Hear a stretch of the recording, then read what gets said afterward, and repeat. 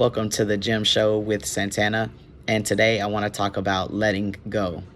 So, there are a few things that I want to let go in my life where I felt like it had me stuck, where I would just dwell on it and not move forward. I moved in fear instead of, adventure and new experiences. So, I was working for Amazon for quite some time since 2015, and I was let go because of a tragic accident. But to me, it was something emotional that I had to go through, because working with Amazon saved me through a lot of things with my life over the last 5 or 6 years. Working for the company was kind of beneficial for me. So it was hard figuring out how I was going to have to do other things with my diabetes, trying to get my insulin and medicines and all that stuff. But there's a way. So now I can finally let that go. The second thing I want to let go of is my dead name. This is kind of hard and has been hard for everyone that knew me prior to my legal name change and my transition. So I just want to thank everybody that's been practicing, and because it's a transition for everyone, and I understand it. I've been very patient. Again, thank you guys for respecting my pronouns and working on, changing that in your life towards me, or perspective, in good ways. And then another thing I want to let go is, who cares what people think of me, of where I'm going in my life when it comes to my transition, or, the old me before I started to find my identity of who I actually am, who I can love, and love myself truly.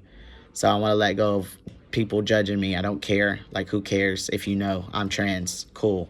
Like, I have credentials. If it took me 5 years to get like this, I'm going to take my credentials. I'm FTM at the end of my name. Thank you. And then another one I want to do is to let go of is being proud that I left a situation that I thought I'd never leave, because I thought that that's what my dreams were. That took a lot out of me. Still, some hard times, but again, I'm trying to let that go.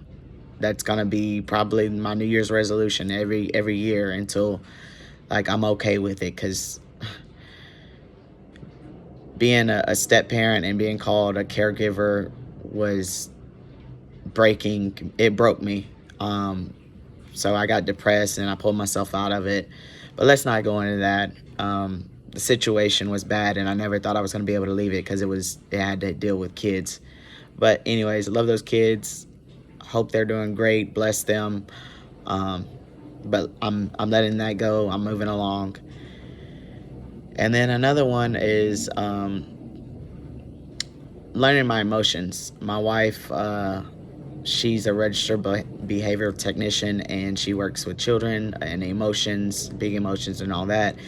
And she has been an angel sent when it comes to making me understand how I've been acting, or how I explain my emotions is not the correct way to do it. And I had no idea. So when I sat down and listened to her, and I'm starting to listen to her more, and she's probably gonna, hold this video to me when I say she's wrong and something, she'll probably refer to that. That's okay.